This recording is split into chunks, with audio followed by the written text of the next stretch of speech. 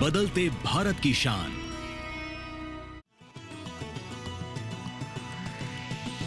DD किसान, बदलते भारत की शान।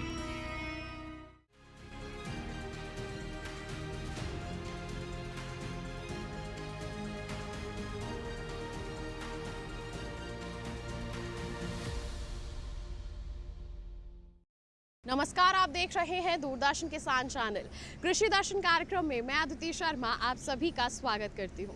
हमारे इस कार्यक्रम में कृषि जगत में हो रही गतिविधियों की जानकारी आप तक पहुंचाई जाती है। कृषि क्षेत्र में हो रहे बदलावों की जानकारी आप तक पहुंचाई जाती है। माध्यम रहते हैं हमारे तीनों सेगमेंट्स, विज्ञान और किसान, कृषि, स्टार्टअप और फार्मिंग इंडिया। तो आज के हमारे इस कार्यक्रम में हम क्या कुछ खास आपके लिए लेकर आए हैं, जानने के लिए आइए शुरुआत करते हैं आज के एपिसोड की।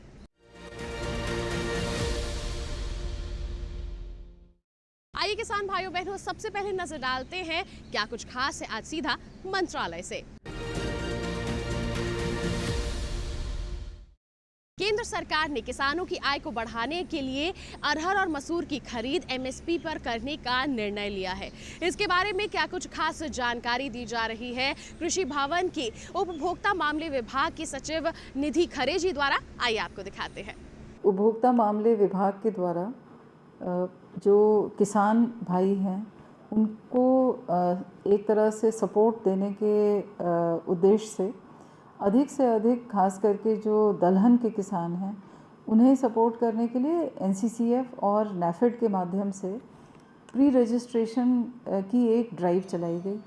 इसके माध्यम से लगभग 17 लाख फार्मर्स को नैफेड ने रजिस्टर किया और लगभग 9.5 लाख किसानों को एनसीसीएफ ने रजिस्टर किया है। ये किसान वो हैं जो कि उड़द और अरहर इस खरीफ में जिन्होंने बोया है। एनसीसीएफ के माध्यम से कई किसानों के बीच में अच्छे गुणवत्ता के बीज उपलब्ध कराए गए, क्योंकि पिछले 2-3 वर्षों से इन दोनों ही दालों की जो दाम है वो बहुत अधिक था और उसकी जो उपलब्धता थी देश में वो काफ़ी कम हुई थी, क्योंकि उस समय तापमान बहुत अधिक हुआ जिसके कारण उत्पादन प्रभावित हो गया। और इस वर्ष चूँकि अच्छी बारिश का अनुमान था, इसलिए हम लोगों ने एक अभियान के तहत किसानों के बीच में जा कर के तूर और उड़द की खेती पर बल दिया। और इस वर्ष अक्टूबर, नवंबर, दिसंबर में जब इसकी कटाई प्रारंभ होगी तो एनसीसीएफ और नैफेड इन प्री रजिस्टर्ड किसानों को एक तरह से एमएसपी पर पूरी तरह से प्रोक्योर कर सकती है। और ये उनको ऑफ़र है। यदि किसानों को लगता है कि बाज़ार में उन्हें बेहतर मूल्य मिलेंगे तो वो बाज़ार में भी बेचने के लिए इसके लिए पूरी तरह से स्वतंत्र होंगे। लेकिन ये एक ऐसा कार्य रहा है जिसने कि किसानों को प्रोत्साहित किया है, किसानों के लिए समय पर उच्च गुणवत्ता का बीज उपलब्ध कराया है और इसके लिए जो भी एक नो हाउ था या जो तकनीक का विस्तार है उसे पहुंचाया है। मैं विशेष रूप से ये भी धन्यवाद करना चाहूँगी इन किसानों का, क्योंकि ये ऐसे ज़िलों में हमने अभियान चलाया जहाँ पर वस्तुतः एक तरह से वर्षा बहुत कम होती है। ये वो ज़िले हैं जहाँ पर सिंचाई के साधन पर्याप्त नहीं हैं और ये वो ज़िले हैं जहाँ पे किसान सबसे ज़्यादा गरीब हैं। और उन्हीं के बीच में दलहन को लोकप्रिय करने के लिए इस अभियान को चलाया गया है। मैं पूरी उम्मीद करती हूँ कि जब इस फसल की कटाई होगी तो किसानों को भरपूर लाभ मिलेगा और वो अपनी आय को बेहतर कर सकेंगे, आय में लाभ उठा सकेंगे।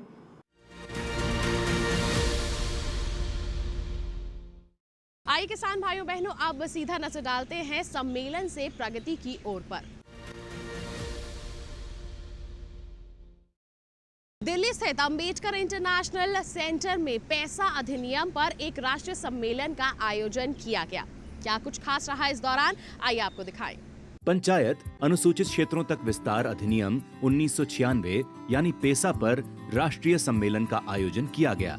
इस अवसर पर केंद्रीय पंचायती राज मंत्रालय के राज्य मंत्री एसपी सिंह बघेल, मध्य प्रदेश के पंचायती राज मंत्री प्रहलाद सिंह पटेल, हिमाचल प्रदेश और तेलंगाना के पंचायती राज मंत्री, भारत सरकार के पंचायती राज मंत्रालय के सचिव विवेक भारद्वाज एवं देश के विभिन्न राज्यों के पंचायत प्रतिनिधि उपस्थित थे। पंचायती राज मंत्रालय द्वारा पेसा गांव में ग्राम सभाओं को सशक्त और जीवंत बनाने के लिए ठोस प्रयास किया जा रहा है। जमीनी स्तर पर निवासियों के लिए पेसा को सुलभ और क्रियाशील बनाने के लिए सरकार प्रतिबद्ध है, जिसमें लैब टू लैंड अवधारणा को शामिल किया गया है। इस अवसर पर केंद्रीय पंचायती राज मंत्रालय के राज्य मंत्री एसपी सिंह बघेल ने कहा, 1996 में पेसा एक्ट बना था जो आदिवासी इलाकों की पंचायत के लिए कि पंचायतों के माध्यम से उस इलाके का विकास हो सके। मोदी कार्यकाल में लाखों लोगों को प्रशिक्षित किया गया है और हम लगातार पूरे देश में जा करके प्रशिक्षण दे रहे हैं। ये पेशा का मतलब है वो इलाके हैं जो आदिवासी बाहुल हैं और वहाँ पर कैसे समग्र विकास हो, उनके कर्तव्य क्या हैं, उनके अधिकार क्या हैं, उनकी पावर क्या है। उनको खनन की पावर है, इवन उनको खनिज संपदा का रख रखाव, जल जमीन और जंगल पर उनका अधिकार है और उनको लाभार्थियों को चुनने का अधिकार है। ये पेशा के अलावा दूसरे पंचायतों को नहीं है। दूसरे पंचायतों को दिल्ली के बनाए हुए नियमों के नॉर्म्स के ही लाभार्थी होते हैं। ये लोग अपने लाभार्थी और अपने गांव का विकास कर सकते हैं। आज हमारे विभाग द्वारा पोर्टल लॉन्च किया है और 10-12 पुस्तकों, प्रशिक्षण पुस्तिकाओं को लॉन्च किया गया है, जिसके माध्यम से अधिकारी भी और निर्वाचित प्रतिनिधि भी प्रशिक्षित होंगे और जो पेशा की पंचायतों में उसका लाभ ले पाएंगे। वेलफेयर स्कीम दूसरी है जिसके माध्यम से हम वहाँ का समग्र विकास करते हैं और अब ये पेशा पंचायतों को पंचायत करने का, जुडिशियल छोटे मोटे पेटी ऑफेंस का निर्णय करने का संवैधानिक अधिकार है उनको, लाभार्थियों का अधिकार है उनको, जल जंगल ज़मीन की चीज़ों पर अधिकार है। ज़मीन एक्वायर नहीं कर सकती है केंद्र और राज्य सरकार जब तक वो ग्राम पंचायत अपनी सहमति व्यक्त नहीं करेगी। तो ये एक विशेष पंचायतें हैं और उनके लिए वहाँ विकास इसलिए ज़रूरी था कि वो विकास से वंचित होते थे। आजकल मोदी सरकार में एक नियम बना दिया गया है कि क्षेत्र और जनसंख्या के अनुसार पैसा दिया जाएगा। नंबर 2 बात है कि राज्य वित्त आयोग केंद्रीय वित्त आयोग को रिकमेंड करता है। केंद्रीय वित्त आयोग हम लोगों से कहता है, फिर हम केंद्रीय वित्त आयोग को कहते हैं कि दिया जाए और दिल्ली से पैसा सीधे पंचायत को जा रहा है। एक नियम के अनुसार ही देश की समस्त पंचायतों को पैसा मिलता है। बस यूटिलाइज कर लेंगे तब उनको दूसरी किस्त मिलती है और जो पंचायतों के राज्य चुनाव कराएंगे तो पैसा मिलेगा, अगर वो चुनाव नहीं करा रहेंगे तो पैसा नहीं मिलेगा। तीसरी बात है, थोड़ा हमारा एक बाउंडेशन है कि 30% टाइड और अनटाइड योजनाएं हैं, तो उसमें 30% स्वच्छता पर खर्च करना है और 30% जल निकासी पर, जल प्रबंधन पर, वाटर रिचार्ज पर या छोटे चेक डैम्स पर, क्योंकि गिरता हुआ भूजल स्तर बड़ा खतरा है। इस अवसर पर भारत सरकार के पंचायती राज मंत्रालय के सचिव विवेक भारद्वाज ने कहा, 7 राज्यों से मिलकर कैसे क्षमता बढ़ाई जाए हमारे जनप्रतिनिधियों की और अफसरों की, उसको लेकर ट्रेनिंग मैनुअल्स बनाई जाए। क्योंकि जब तक किसी बारे में जानकारी ही नहीं होगी तब तक आदमी उस विषय में काम कैसे करेगा। पेशा सिर्फ कागज पर ही है, गांव में उसको समझ ही नहीं है कि पेशा उसको क्या क्या अधिकार देता है।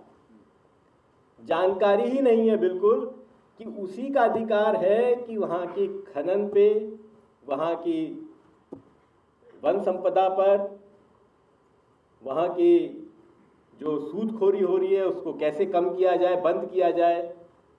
जो जनजाति की जो जमीन है वो सिर्फ जनजाति ही खरीद सकता है या ट्रांसफर हो सकती है, हस्तांतरण हो सकता है और कोई नहीं ले सकता उसको। इसकी जिम्मेदारी भी उसी कम्युनिटी की है, उसी समुदाय की है। लेकिन अगर हमें हमारे अधिकार ही नहीं पता होंगे तो हम उनको कैसे लागू करेंगे। पंचायत एक्ट में ग्राम पंचायत प्लानिंग यूनिट है, सबसे नीची इकाई ग्राम पंचायत है, जबकि पेशा में गांव ही सबसे नीची इकाई है। प्लानिंग यूनिट गांव हैं, लेकिन हमारा जो पोर्टल है, हमारी जो पूरी व्यवस्था है, हम ग्राम पंचायत के आगे सोचते ही नहीं है। और मज़ेदार बात यह ना ऊपर सोचते ना नीचे सोचते, हम जिला परिषद को भी नहीं पहचानते हैं और गांव को भी नहीं पहचानते, हम सिर्फ जीपीडीपी जानते हैं। मेरे ख्याल से हम सबको इस चारदीवारी से बाहर निकलने की ज़रूरत है, और ये आज एक समय है, आज एक अवसर है जब हम उस पोर्टल को संशोधन करके माननीय मंत्री से उसका उद्घाटन कराएंगे, जिससे कि हम हमारे जहन में, हमारे मस्तिष्क में पेशा को भी स्वागत कर पाए।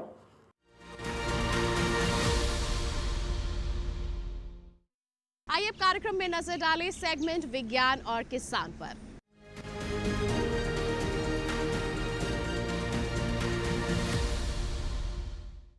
किसान भाइयों बहनों, अगर हम खेती कर रहे हैं तो सबसे महत्वपूर्ण हमारा कदम होता है नर्सरी तैयार करना। पहले खुले खेत में नर्सरी तैयार की जाती थी, लेकिन अब ट्रे में भी नर्सरी आसानी से तैयार की जा सकती है, लेकिन इसके लिए थोड़ी बहुत जानकारी और थोड़ी बहुत सावधानियां बरतनी बहुत ज़रूरी है। तो किस तरह से हम ट्रे में नर्सरी तैयार कर सकते हैं, आइए बताते हैं आपको।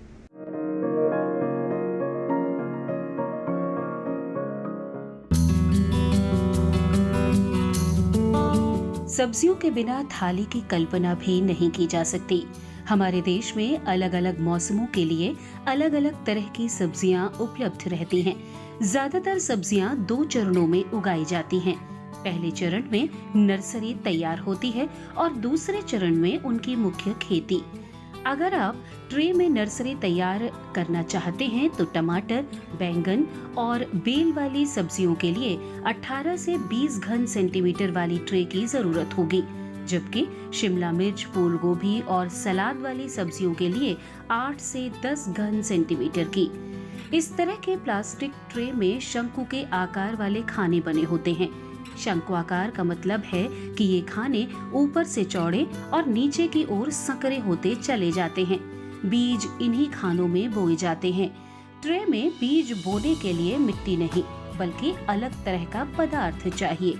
इस पदार्थ में 3 हिस्से कोकोपिट, 1 हिस्सा वर्मिकुलाइट और 1 हिस्सा परलाइट का होगा। इस मिश्रण को पानी में भिगोकर खानों में भर देंगे और हर खाने में 1-1 बीज बोया जाएगा। बुआई के बाद बीज को वर्मिकुलाइट से ढक दिया जाएगा। वर्मिकुलाइट इसलिए क्योंकि इसमें नमी ज्यादा देर तक बनी रहती है। बीजों के अंकुरण के समय तापमान अनुकूल हो तो ट्रे को बाहर भी रख सकते हैं, वरना अंदर रखना ही बेहतर रहता है। गर्मियों के समय दिन में 2 बार और सर्दियों में 1 बार सिंचाई करनी होगी। बुआई के लिए 1 हफ्ते बाद पानी के साथ नाइट्रोजन, पोटाश और फास्फोरस मिलाकर छिड़काव किया जाएगा। इस तरह उगाई पौध 22 से 25 दिनों में तैयार हो जाती है, जबकि आम विधि में ये 1 माह का वक्त लेती है। ट्रे के पौधे मुख्य खेत में रुपाई के बाद जल्दी पनपते हैं और बेहतर पैदावार देते हैं। आमतौर पर रुपाई सुबह या शाम के समय करें। ज्यादा गर्मी हो तो शाम का वक्त ही चुनें। ट्रे में पौध तैयार करने के कई फायदे हैं। एक तो इसमें बेमौसमी पौध भी आसानी से तैयार हो जाती है। दूसरे, मिट्टी जनित बीमारियों का खतरा नहीं रहता। तीसरे, कम जगह में ज्यादा पौध तैयार हो जाती है। और चौथे, पौध को ट्रे सहित कहीं भी लाना ले जाना आसान होता है। इसके अलावा पौधों की बढ़वार एक समान होती है और जड़ें नहीं टूटती। जड़ें न टूटने की वजह से ही फसल जल्द तैयार हो जाती है। ट्रे में संकर किस्मों के बीज की बर्बादी कम होती है और सभी पौधे विषाणु से मुक्त होते हैं। ट्रे में पौध तैयार करेंगे तो उसे बेचना भी आसान होगा और नर्सरी का व्यवसाय करना भी। आधुनिक तरीकों ने खेती को नई ऊंचाइयों तक पहुंचाया है। आज अगर हमारा देश रिकॉर्ड तोड़ उत्पादन ले पा रहा है तो उसमें नई तकनीक का बड़ा योगदान है। ट्रे विधि से नर्सरी तैयार करना भी आधुनिक तकनीक है जो किसानों का काम न सिर्फ आसान बना सकती है बल्कि ज्यादा लाभकारी भी।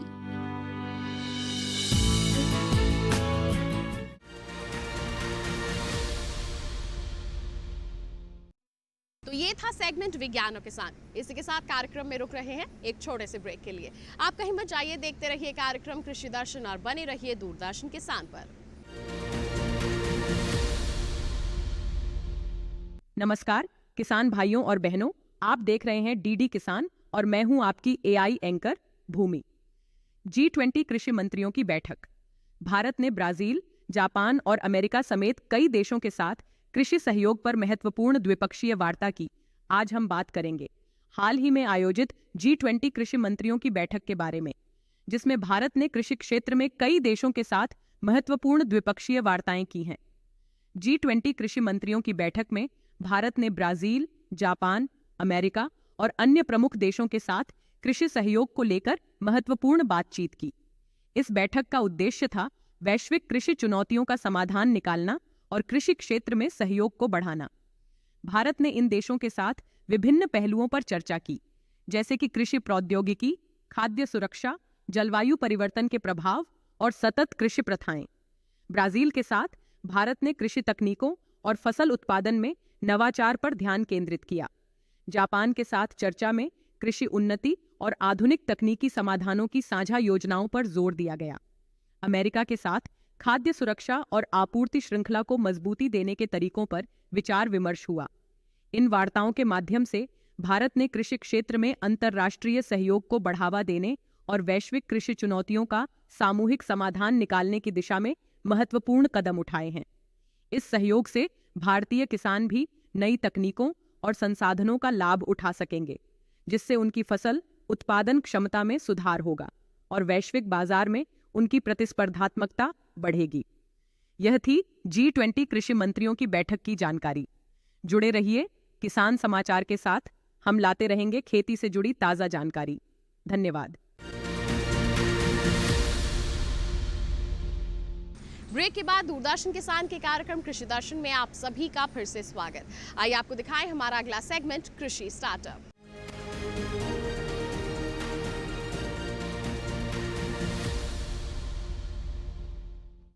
हमारे सेगमेंट में हम आपको मिलवाते हैं देश के अलग अलग क्षेत्रों के सफल किसानों से। उनकी सफलता की कहानियां आप तक पहुंचाते हैं। कोशिश यही रहती है कि उनकी दास्तान को जानकर आप उनसे प्रेरित हो सके। तो कौन है आज के हमारे सफल किसान, जानने के लिए आइए रुख करें हमारे सेगमेंट कृषि स्टार्टअप का।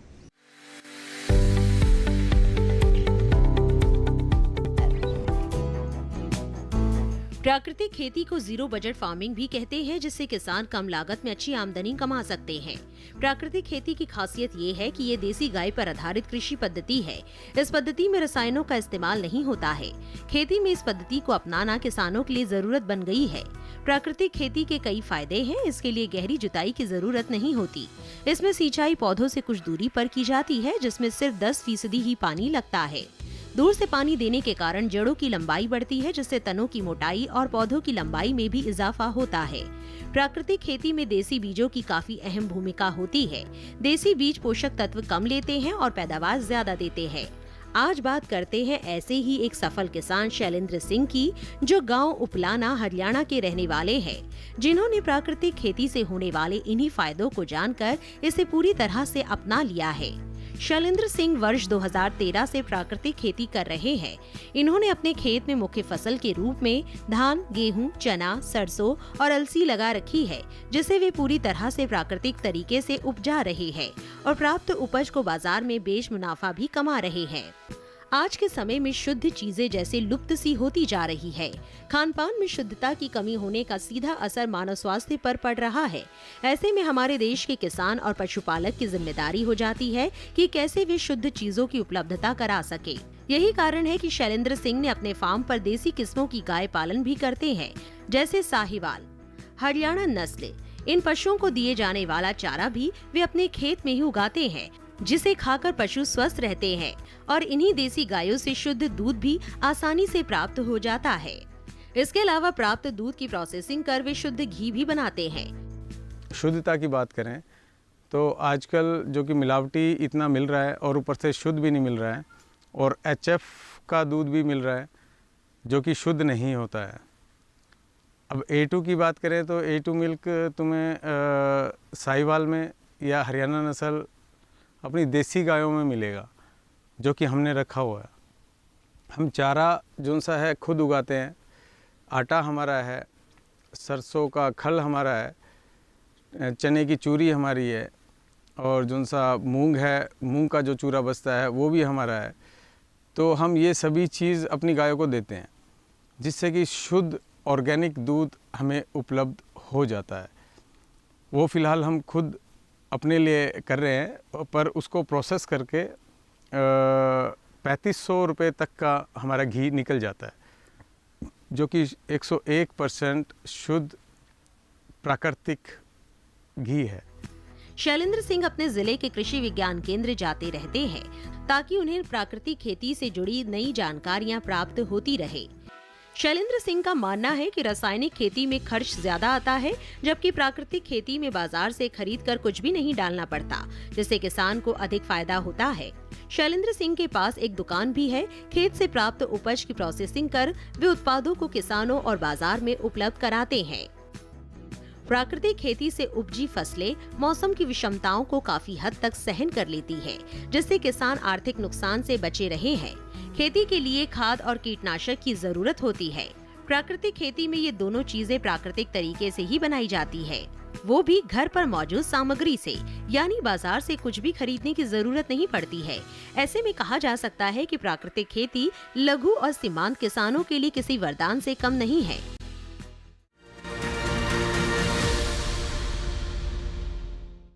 तो ये था सेगमेंट कृषि स्टार्टअप। इसी के साथ कार्यक्रम में वक्त एक और छोटे से ब्रेक का। आप कहीं मत जाइए, देखते रहिए कार्यक्रम कृषि दर्शन और बने रहिए दूरदर्शन किसान पर। नमस्कार, आप देख रहे हैं डीडी किसान। मैं हूं एआई कृष और आज हम हिमाचल प्रदेश और उत्तराखंड में होने वाली खेती किसानी से संबंधित सलाहों के बारे में पूरी जानकारी देंगे। मौसम को ध्यान में रखते हुए हिमाचल प्रदेश के किसान टमाटर की फसल पर लेट ब्लाइट के हमले की निगरानी करें। साथ ही रस चूसने वाले कीटों को नियंत्रित करने के लिए उचित कीटनाशकों का छिड़काव करें। वर्तमान मौसम की स्थिति में टमाटर की फसलों पर फल मक्खी का हमला होने की संभावना है। ऐसे में फसल की उचित देखभाल करते रहें। साथ ही टमाटर की पकी हुई फसल की समय पर कटाई कर लें। हिमाचल के किसान मूली, धनिया, चुकंदर और मेथी जैसी फसलों की सीधी बुवाई कर सकते हैं। यहाँ के किसान साफ मौसम देखकर मटर की बुवाई कर लें। साथ ही हिमाचल के किसान लहसुन की बुवाई के लिए खेत तैयार करें। साफ मौसम में यहाँ के किसान सब्जी फसल में निराई गुड़ाई का काम भी कर सकते हैं। हिमाचल के किसान मक्का की कटाई कर लें। साथ ही प्राप्त उपज को धूप में सुखाकर भंडारित करें। उत्तराखंड के किसान मध्य पर्वतीय क्षेत्र में प्याज की नर्सरी में बुवाई शुरू कर सकते हैं। प्याज की बुवाई से पहले बीजोपचार जरूर कर लें किसान। यहाँ के किसान मूली की फसल में शुष्क मौसम होने पर बुवाई के तुरंत बाद हल्की सिंचाई और 3 से 4 पत्ते आने पर दूसरी सिंचाई कर लें। वहीं गाजर की फसल में अंकुरण होने के बाद नियमित रूप से निराई गुड़ाई करें। साथ ही गाजर की पौध से पौध की दूरी 6 से 10 सेंटीमीटर रखें। उत्तराखंड के किसान चुकंदर की फसल में बुवाई के बाद मिट्टी में नमी के आधार पर पहली सिंचाई कर लें। साथ ही सिंचाई करते समय मौसम पूर्वानुमान का खास ख्याल रखें। इसी तरह कृषि और किसानों से जुड़ी हर महत्वपूर्ण जानकारी के लिए हमारे साथ जुड़े रहिए और देखते रहिए डीडी किसान। धन्यवाद। ब्रेक के बाद दूरदर्शन किसान के कार्यक्रम कृषि दर्शन में आप सभी का फिर से स्वागत। आइए किसान भाइयों बहनों, दिखाते हैं आपको हमारा अगला सेगमेंट फार्मिंग इंडिया।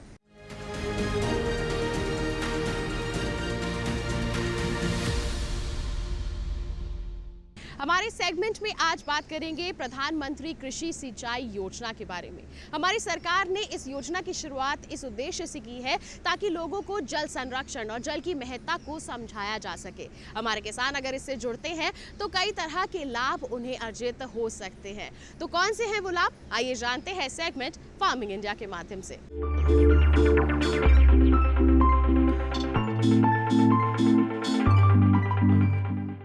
देश में करीब 14 करोड़ हेक्टेयर जमीन पर खेती होती है।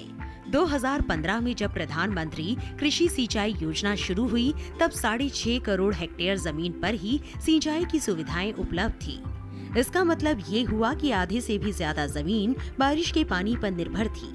जाहिर है वर्षा आधारित इलाकों में पैदावार कम होती है और किसानों को खेती से उतना लाभ नहीं मिल पाता जितना मिलना चाहिए। प्रधानमंत्री कृषि सिंचाई योजना का असल मकसद हर खेत तक पानी पहुंचाना है। यह अम्ब्रेला स्कीम है और इसमें मुख्य रूप से 2 घटकों को शामिल किया गया है। त्वरित सिंचाई लाभ कार्यक्रम यानी AIBB और हर खेत को पानी के भी 4 उप घटक हैं, जैसे command area development, surface miner irrigation, जल निकायों की मरम्मत, नवीनीकरण और बहाली तथा चौथा भूजल विकास। इसके अलावा सिंचाई योजना में दूसरे मंत्रालयों के भी 2 घटकों को शामिल किया गया है।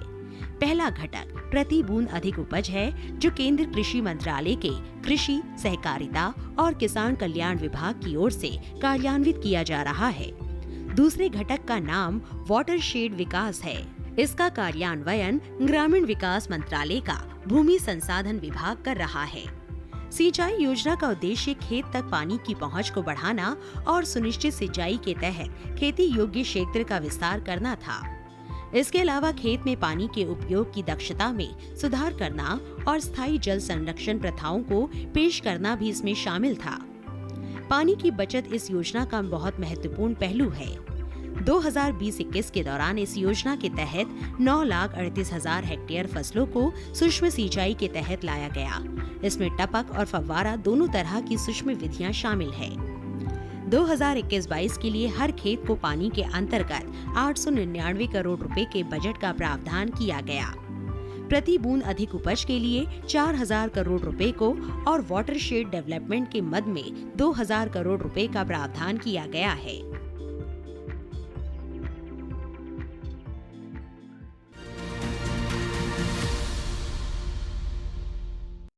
तो ये था सेगमेंट फार्मिंग इंडिया और इसी के साथ बता दें आज के कार्यक्रम में बस इतना ही। उम्मीद करते हैं जितनी भी जानकारियां आज के कार्यक्रम के माध्यम से आप तक पहुंचाई गई सभी आपके लिए फायदेमंद साबित हुई होंगी। साथ ही आपको बता दें अगर आप कोई सवाल या सुझाव हम तक पहुंचाना चाहते हैं तो आप हमें ईमेल कर सकते हैं। ईमेल आईडी है krishidarshan@gmail.com। आप हमें पत्र लिख सकते हैं। पता है हमारा कृषि दर्शन, कमरा नंबर 58, CPC दूरदर्शन, खेलगांव, नई दिल्ली 110049।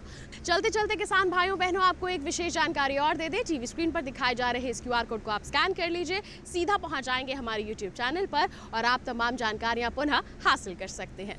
तो इसी वादे के साथ अगले अंक में हम फिर होंगे हाजिर कुछ नई और महत्वपूर्ण जानकारियां लेकर। तब तक के लिए हमें दीजिए इजाजत, लेकिन आप बने रहिए दूरदर्शन किसान पर।